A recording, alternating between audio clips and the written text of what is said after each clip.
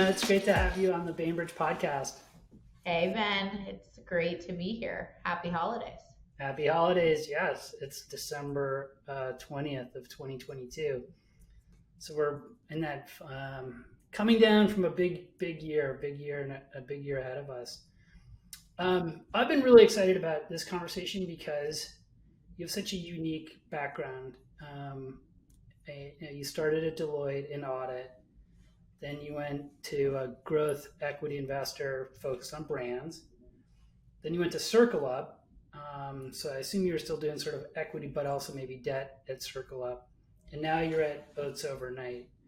So I think it's just like such a cool, rare combination of like accounting, investor, and then back end operator. Um, Tell me about what you're doing at Oats and why you joined and what your role is. Yeah, absolutely. I guess if starting 2022, I think I was, very bullish on being a consumer investor for the rest of my life. I still love consumer investing. But over the summer, I kind of picked my head up. The markets obviously have been an interesting time, and having conversations with friends, I said, is this the time to go and explore something else, right? And kind of see what's out there. And there was a company that I sat on the board of that has a lot of investor overlap with Oats. And so those investors, kind of as I communicated, hey, I'm kind of thinking about what's next for me. They were like, we have to meet Brian Tate. As I joke, the Brian Tate, that's his Instagram handle. So, got an opportunity to connect with Brian, and it was just kind of instant. Wow, they're building something really, really special here. And I think it's really unique to find founder CEO combinations that truly can kind of take it through. And I really, with even from our initial call, got that impression of Brian. And so I said, okay, well, this could be interesting to kind of spend some time together, get some experience to operating. Everyone's always said having that operating lens in investing is great. And so worked kind of 1099 with them for a couple months. Commitment was 20 hours a week. We'll just say it was way more than that. Of course, Brian paid me. But really just fell in love with this company. And then I think Expo East really, which is a big like consumer packaged goods, food conference, kind of getting together with my community, getting the opportunity to talk about oats, it really solidified it for me that like this is where I wanted to spend the next stage of my career, and that I love what Oats is building. And so joined as chief strategy officer beginning of October. Took some time to make that LinkedIn official. But yeah, it's been a great journey. And Oats Overnight is a digitally native business. About 85% of our revenue today is direct to consumer, about 10% Amazon, and then 5% retail. And I think there's so much about Oats that has really excited me. Brian probably being number one, getting to work like very closely with just an amazing founder, visionary, but also executor and CEO. But also, I think as you think about oatmeal and the oatmeal category today, I mean, the majority of that is purchased in store, and seeing Right. the traction that this business had gotten online and the community that they had built around that was really, really unique. But then also getting to see how the retail case studies were performing and how the brand was performing in store. And this is a little bit of a, we don't need to go down the whole rabbit hole, but I think as you think about omni-channel businesses, it's so challenging to build unique experiences for the customer in each channel. And Right. Oats had a unique challenge in that their direct-to-consumer business is, it's like a blender bottle, and then you've got the pouch, and that is kind of how you interact with the product in D2C. And going to retail, they knew that wouldn't work, right? Having the customer go home and not having a blender bottle. They knew that they needed, a solution that worked better on shelf. And so they came out with their bottle format that they have today. And that only requires water versus their D2C product requires milk. And, but all this unique challenge, I think really built this very unique omni-channel model where they're creating unique experiences for the customer in each channel. And that really excited me. And so I looked at it and I said, wow, this is a fast growing, large business that is really like only at the beginning. I would say, we're 10% up the mountain of what Oats could really be. And I think all of the case study is there. And so the opportunity to jump on board with Brian and build this thing to be a true omni-channel machine was really, really exciting to me. So here I am, end of the year as an operator, new level of urgency, new level of responsibility. I laugh at the questions that I used to ask as an investor. Sorry to every founder that I ever asked questions of. And I think no matter where my career takes me next, whether it's staying at Oats for life or operator for life, this experience has just been so unique and just a great one as I build out kind of what's next for me. I say what's next. I I think I will be at Oats for a very long time. Just to be Yeah. clear, I think what we're building is really unique, and you. I think people talk about this, that you have that moment in your career, like, wow, this is something that kind of fell into my lap, right place, right time. I have the right skill set to help, right? And I would just be amiss to miss out, and that's definitely how I feel. Um, so made some lemonade out of lemons this year, I guess, if you will. Nice. Yeah. I think there's so many cool things about Oats, but just in case people aren't totally familiar with the brand, I think one of Yeah. the things that is so interesting is that you have this like incredibly loyal customer base, loves the product, but it takes a little work, right? And delayed, Delayed customer the satisfaction, right? gratification. Yeah. So explain a little bit about how the product works, the flavors, the kind of verticalization of the business. I think that's really useful. Yeah, yeah, absolutely. I forget that not everybody knows what even overnight oats are, let alone Oats Overnight.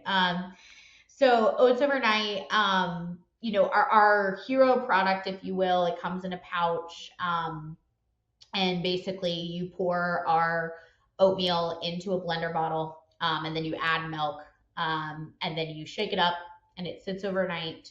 And then in the morning, you have an easy, on the go, convenient breakfast, right? High protein, and then, all natural ingredients, healthy, better for you breakfast. What we're doing really uniquely from a flavor perspective is we are creating innovation at a rate that I think nobody else in the category is doing. Mm. So if you take a step back and you think about breakfast, right? So breakfast is, for right or wrong, Americans think that breakfast is the most important meal of the day. But the majority of Americans don't actually eat breakfast. And I think Mm. that's really for two reasons. One, there aren't a lot of convenient solutions. And then Mm. of the convenient solutions, right, it's a lot of chocolate peanut butter bars or blueberry almond bars, right? So Mhm. it gets bland and boring pretty quickly. Mhm.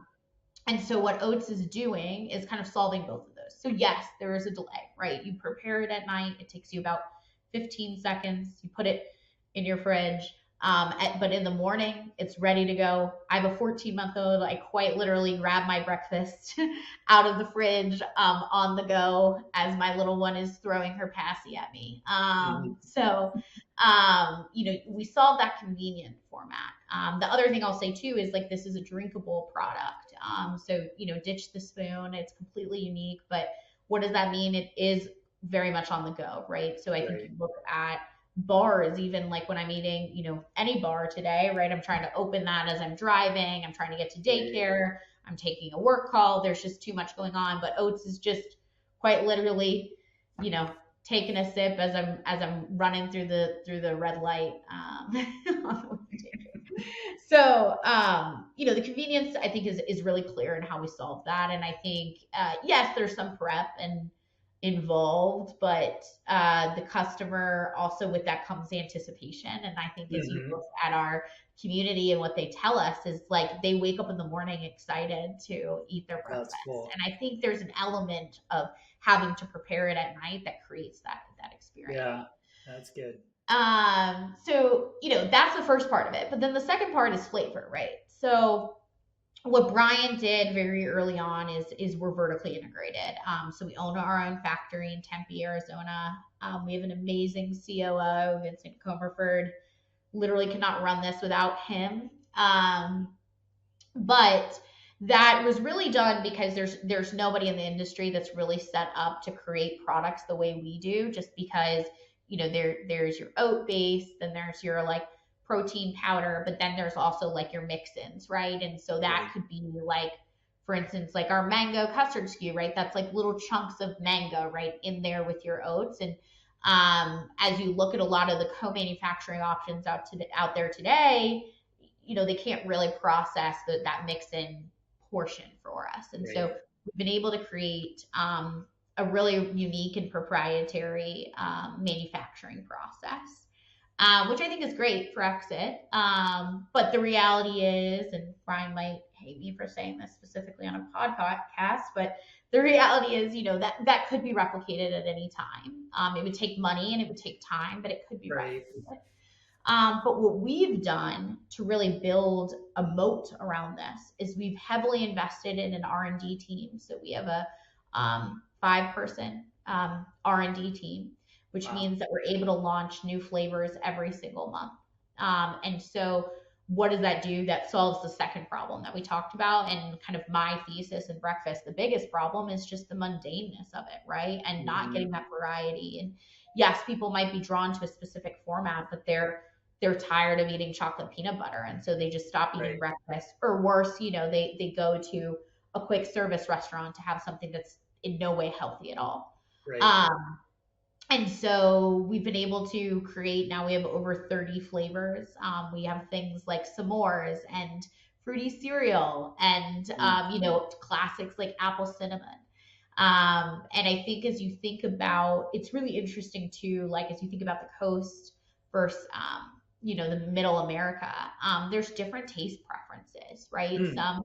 Some people want lower sugar options, some people want higher sugar options. A lot of people want dessert for breakfast, right? They are Hmm. super excited about our Boston cream pie or our birthday cake.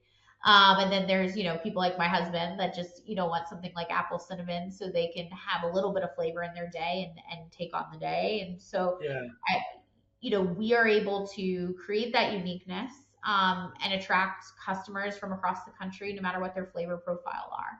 And in the output of this, and really our secret sauce is, we're getting consumer feedback as we're developing these flavors. And I think quite literally, the intent of that was just to create a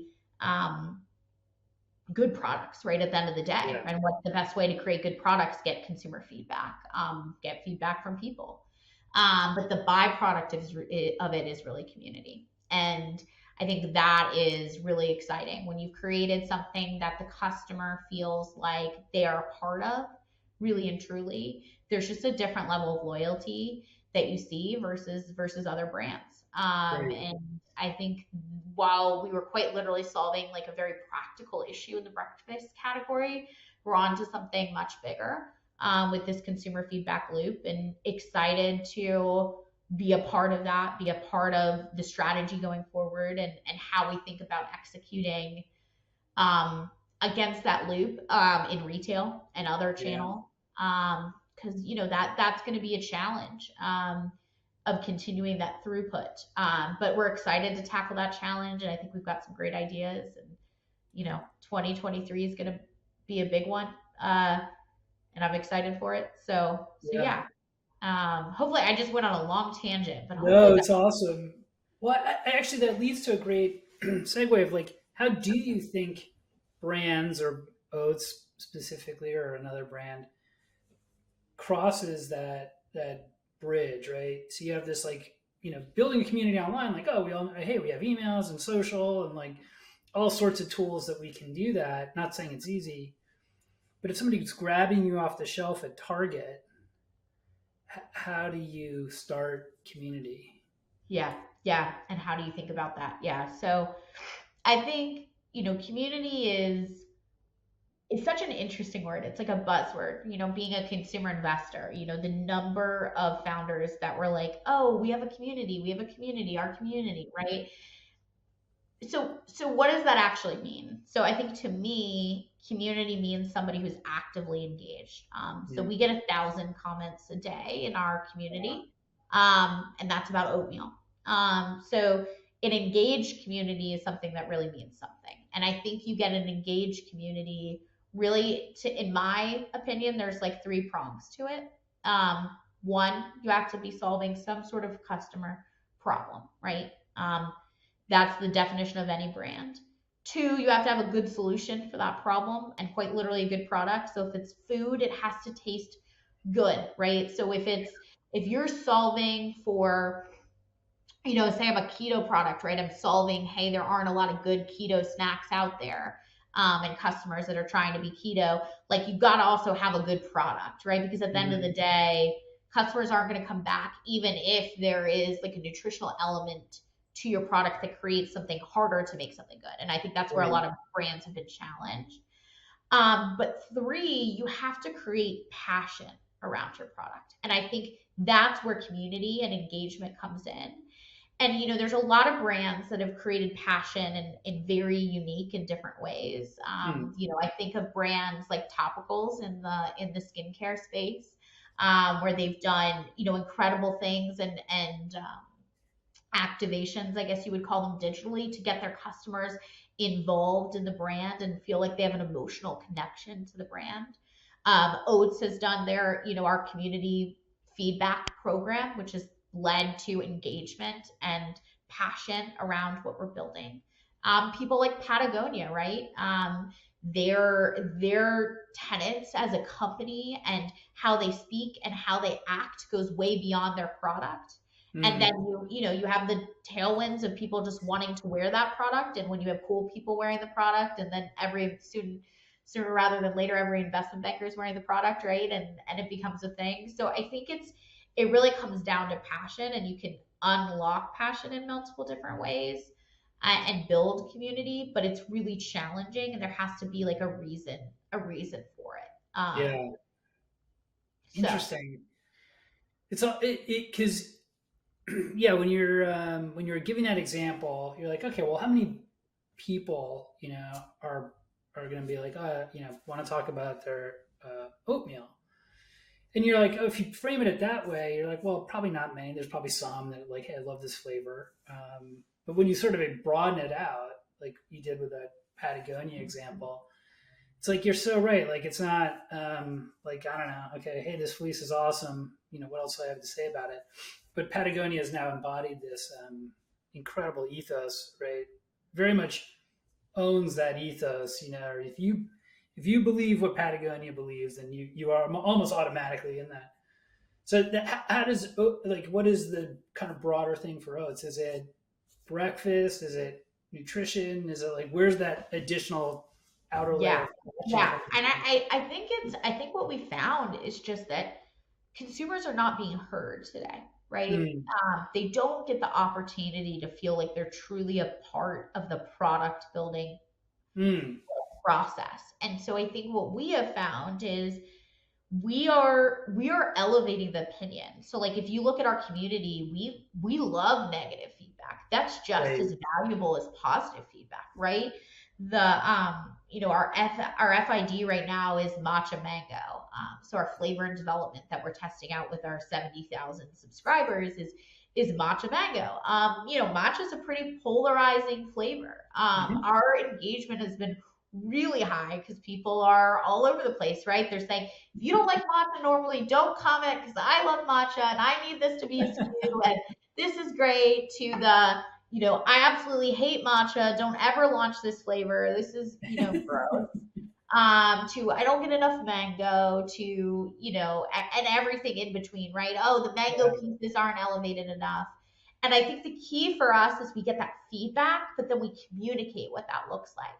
Mm. So, let's let's say we do launch matcha mango, right? There'll be some iteration to that formula based on all the Right. feedback we got, and we'll communicate to the customer, right? We heard you. We elevated the number of mango pieces in there because there wasn't enough mango, Yeah. or we Cool. dialed up the matcha. Or last month our FID failed. Like, it was the lowest response rate and the lowest scoring flavor that we've ever launched.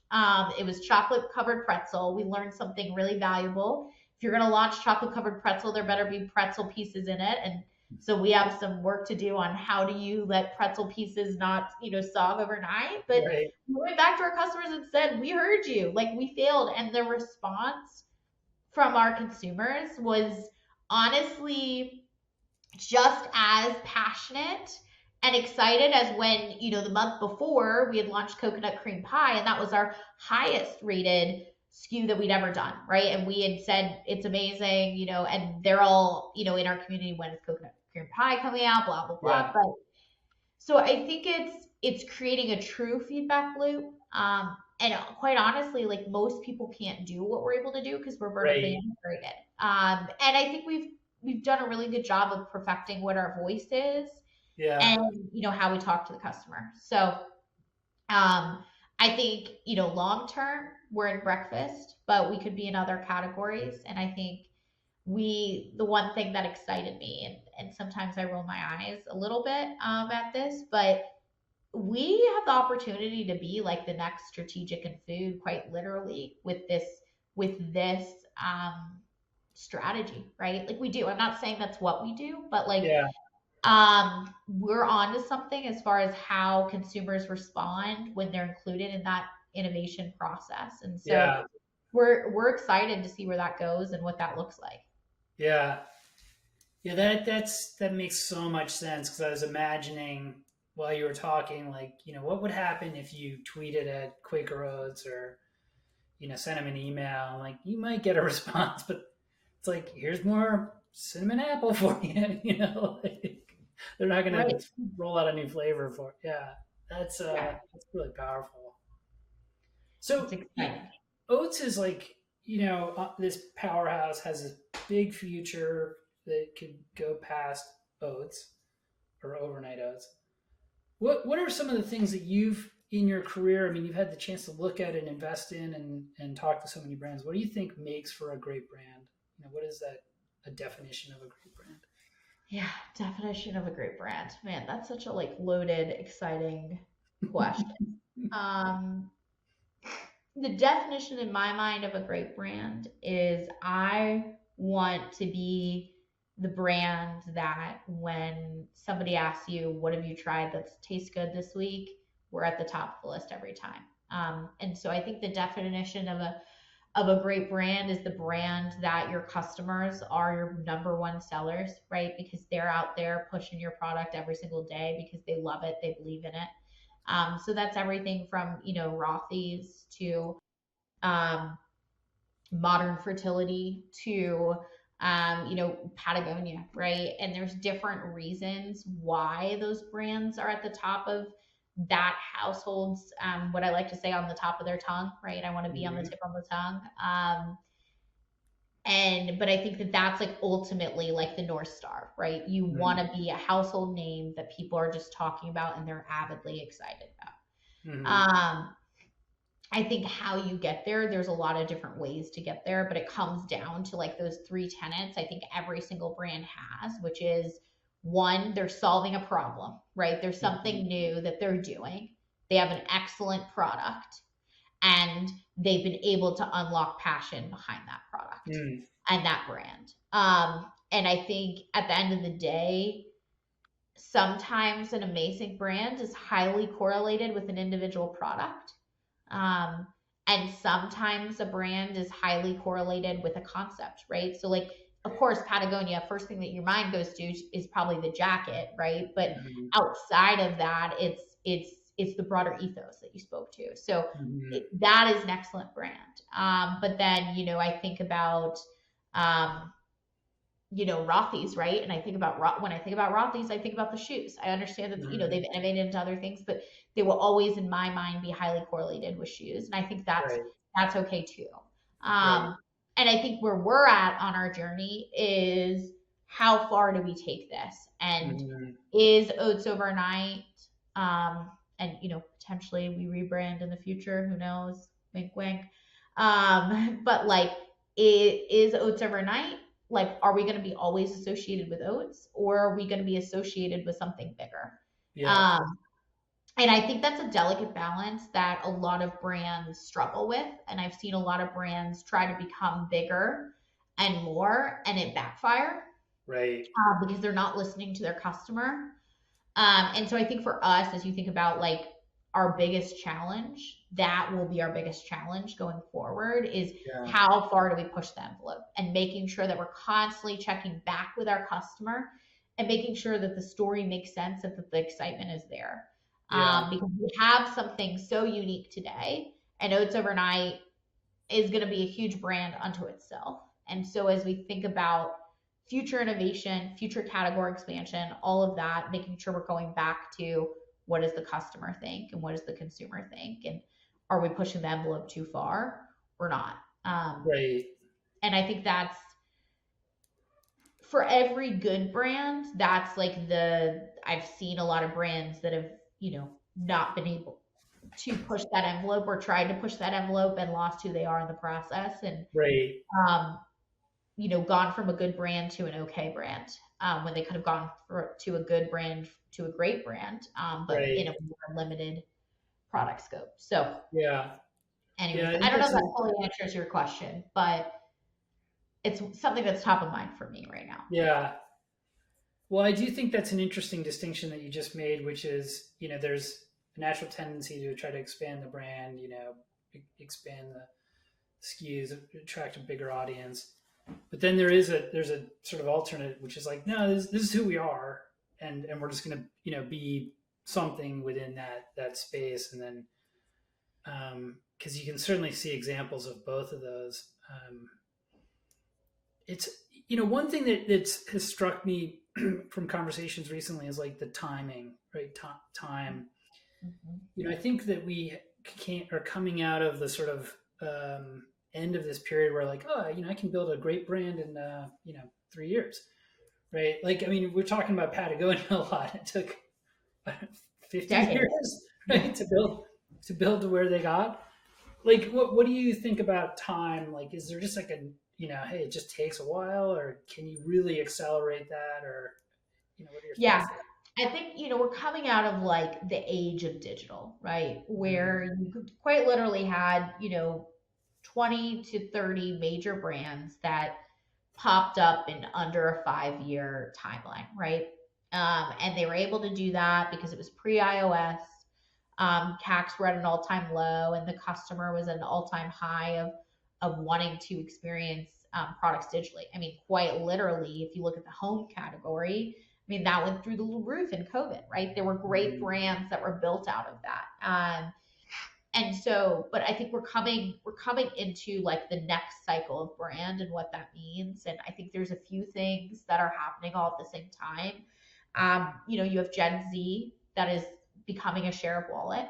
Mm-hmm. They experience and have preferences on brand in a different way than millennials do.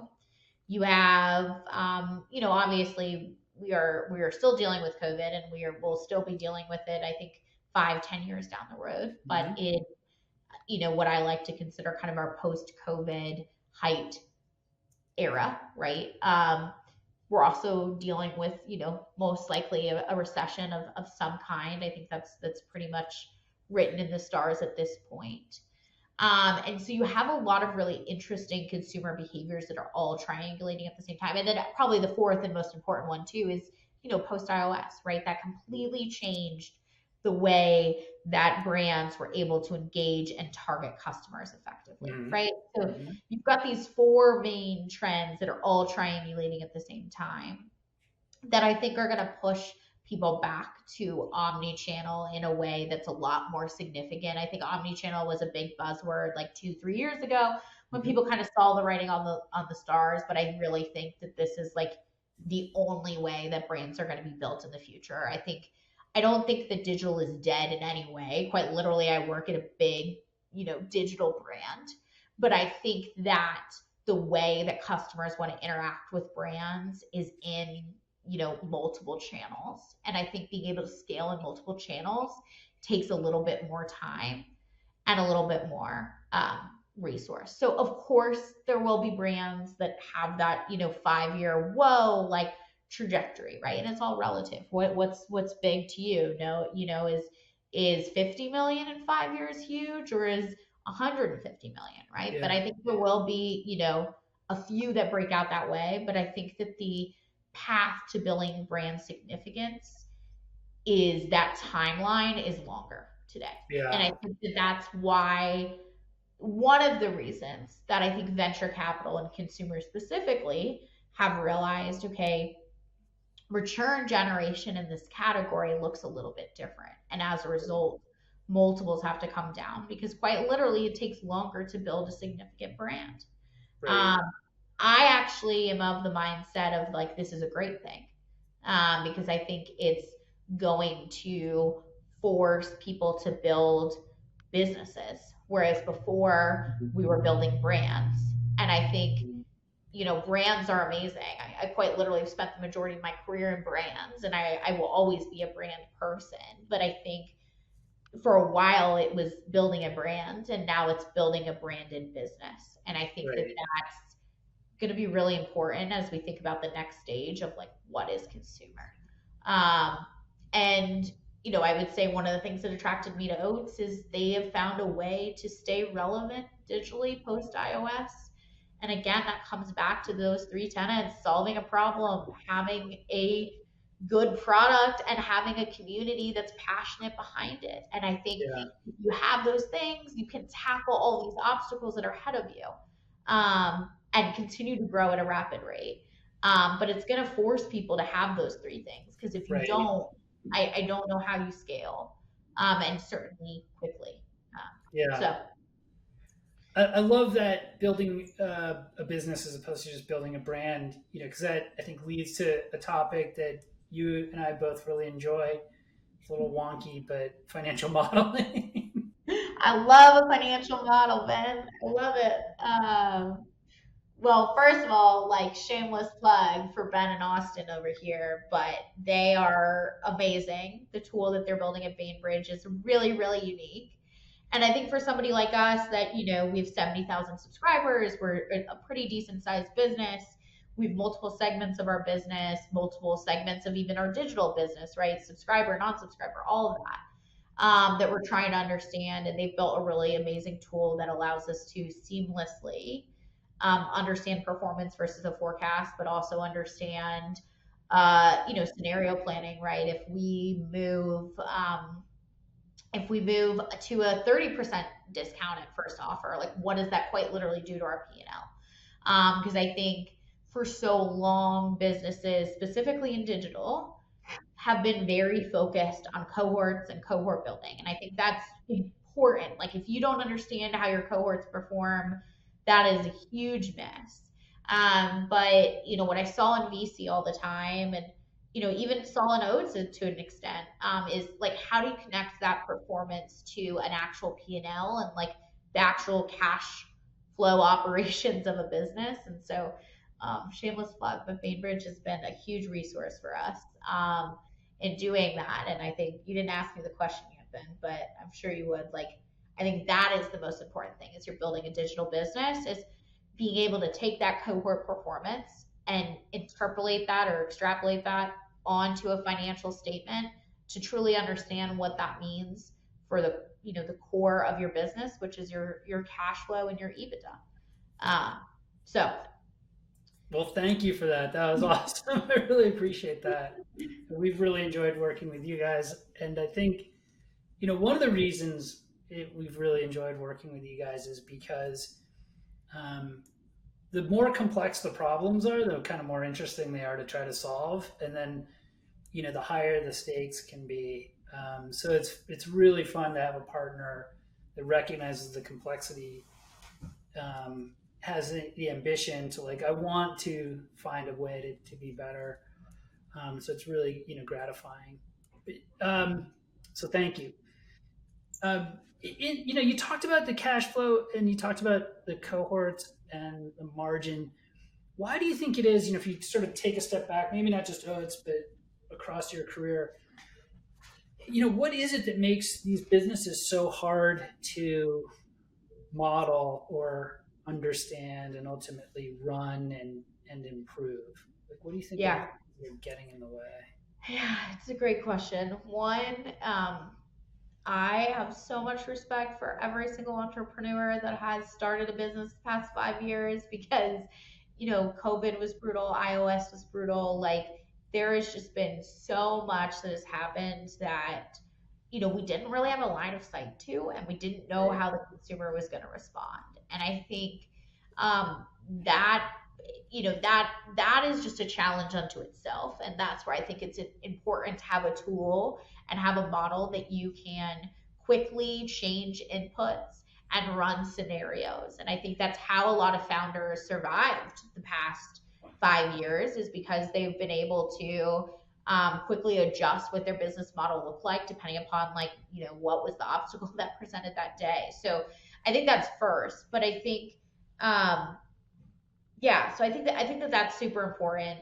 I think in general, as you think about financial modeling, a lot of people get scared by, like, just the word financial modeling. They think I'm not Right. a finance person or I'm not an accountant. This is highly technical. Like, how do I do this? And I think the reality is, and actually I was like having this conversation with Brian the other day, because Brian was like, Brian actually, I mean, Brian was a professional poker player. He, before this, like, he did not go to college, right? Like, he is the smartest person that I know, but, like, has never been in an accounting class. And Right. he's like, a lot of this is intuitive after building a business. Like, I understand how cash is flowing in and out of our business. And so having a model that helps me predict how it's going to flow in and out in the future, and have something for my team that I can say, these are our goals, and do we hit those goals or not? So I think it's actually way less intimidating than people actually think. And I think it just takes that, that day that you carve out of your schedule and just say, I'm going to do nothing else but understand the financial statements of my business and what are the key inputs to that, right? And I think that every business needs to do that. And then if they haven't, every business owner hasn't done that. And I know a day is a lot. It's a lot of time, right? I get it. Quite literally 5 minutes feels like a lot of time Right. these days to dedicate to anything. But that is, like, the key to building a strong business, and specifically in consumer packaged goods, it's the key to surviving, because businesses are going to need to be EBITDA positive before they exit. They're going to need to be margin accretive to the category of whatever strategic acquires them.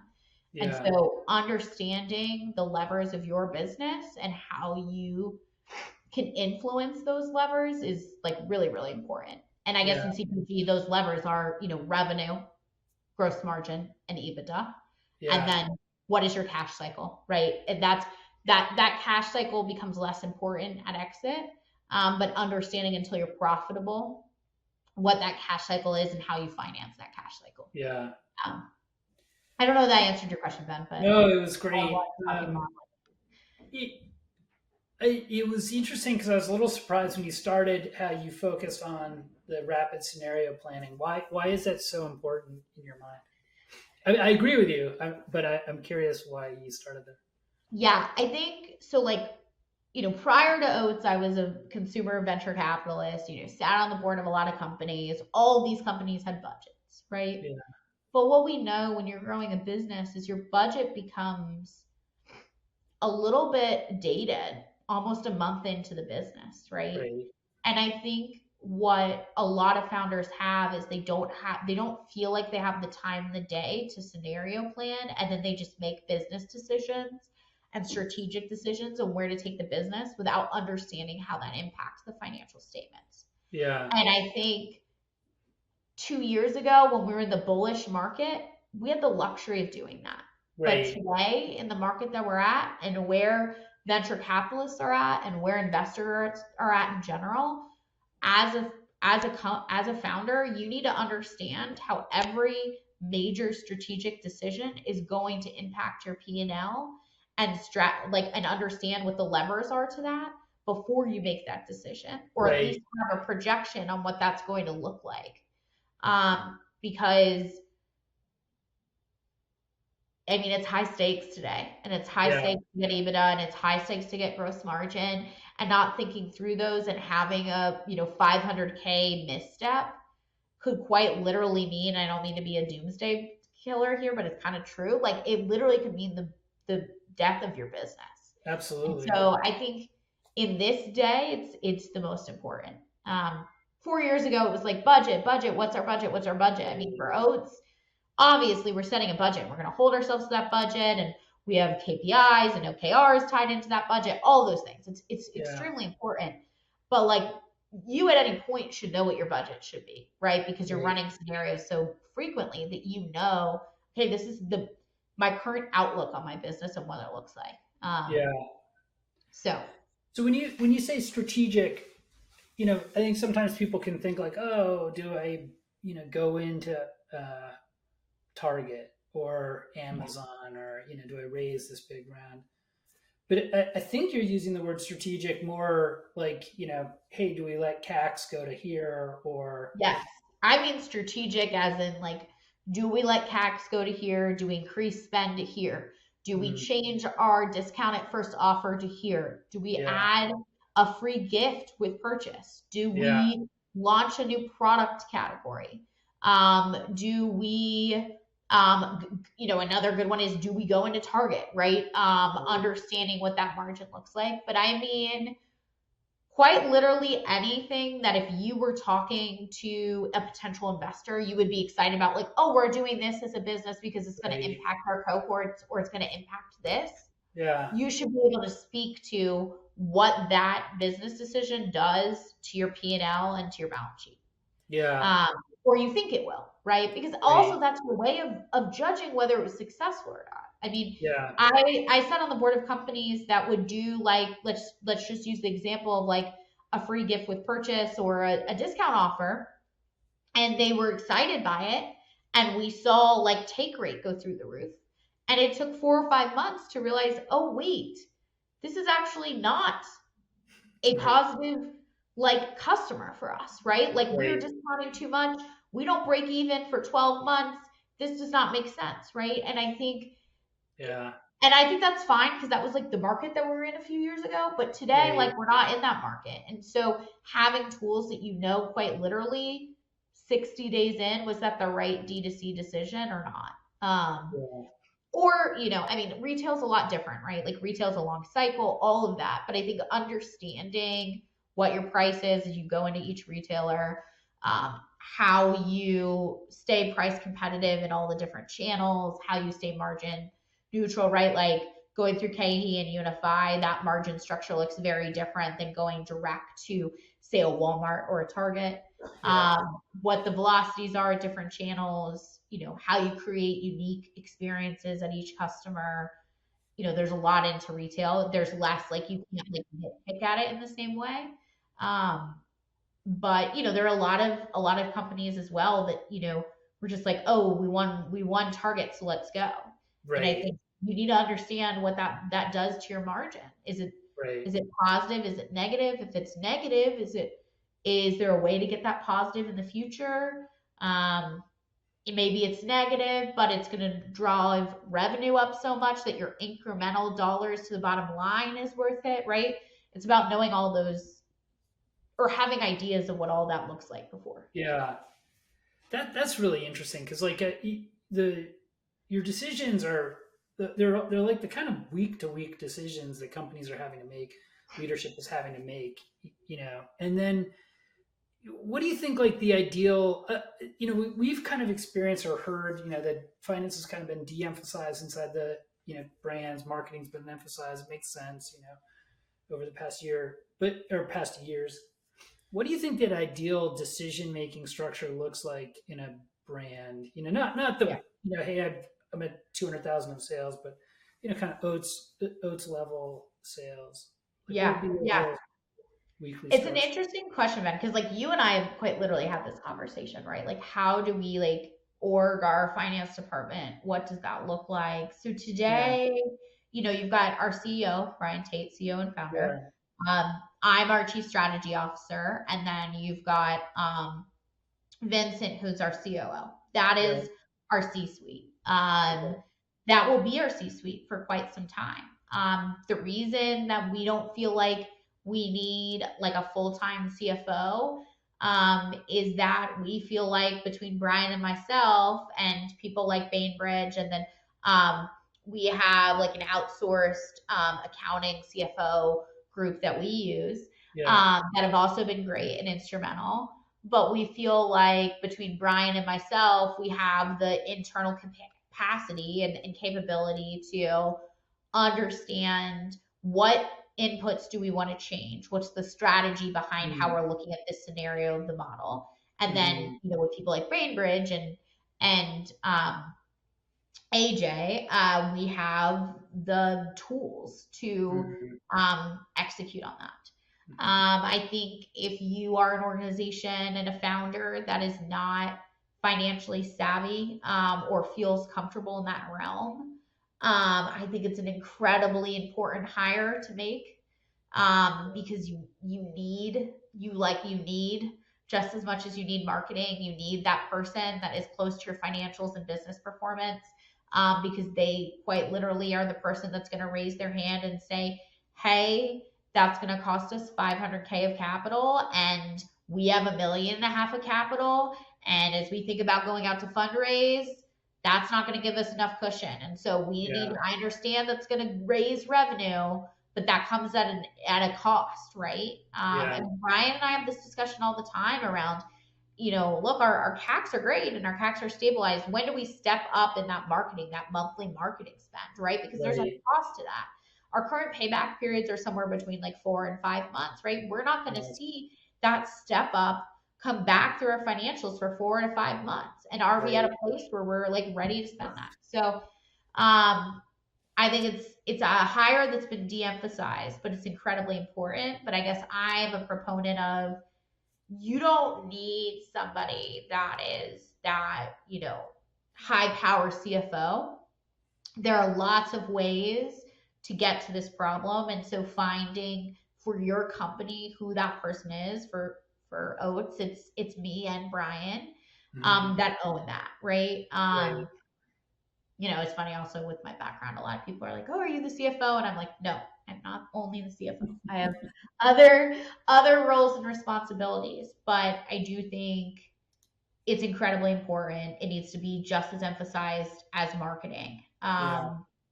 in today's cycle. So Yeah.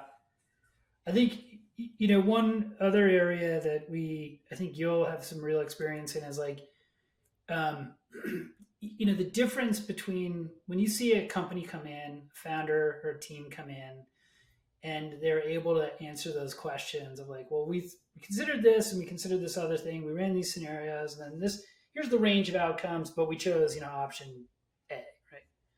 Like, or the company that's like, yeah, we chose option A, it was awesome. Like, how much does that change your perspective on the company when you see that somebody really has a handle on their data and their finance versus the more seat of the pants like guys? yeah, yeah. I mean, for me, that was like the difference between investment and non-investment. Oh, really? Quite literally, like and look, there's a lot going on, and are Brian and I the best at running every single model and every single scenario? No.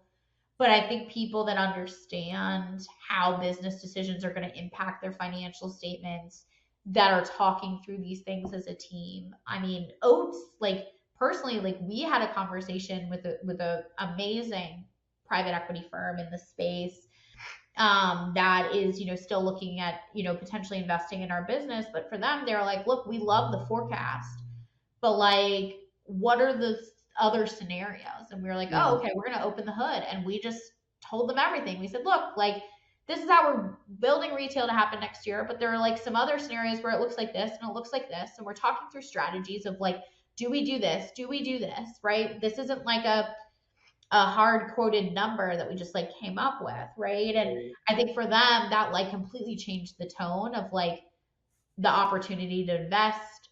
what that looks like, all of that. Because for them, they were like, oh, okay, you guys really get it. You understand that, Right. a forecast is just a forecast and that there's a lot of scenarios in between there. And, when you're building a forecast for fundraising specifically, it's literally my least favorite thing to do.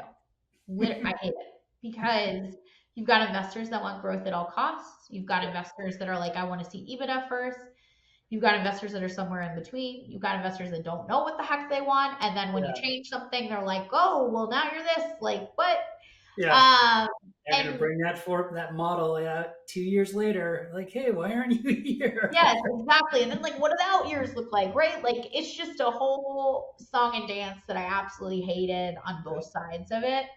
But I encourage founders when they can to have those honest conversations with investors, because I think two things. One, you're going to attract like the best investors out there if they're ones that are willing to have those conversations with you at Yeah. entry, because the reality is your bullish forecast in some way or another is not going to transpire in some way or another. You Yeah. might grow faster and spend more cash. You might grow slower and spend less cash. Like, you might hit your first 2 years, but your third year looks completely different, right? Like, something is going to be different. And so having those conversations early and often is great. But two, I think it also communicates to investors that you understand how every decision you're making as a business impacts the financial statements. Yeah. And at the end of the day, increasingly, financial statements are the most important thing that investors are digging into, because Yeah.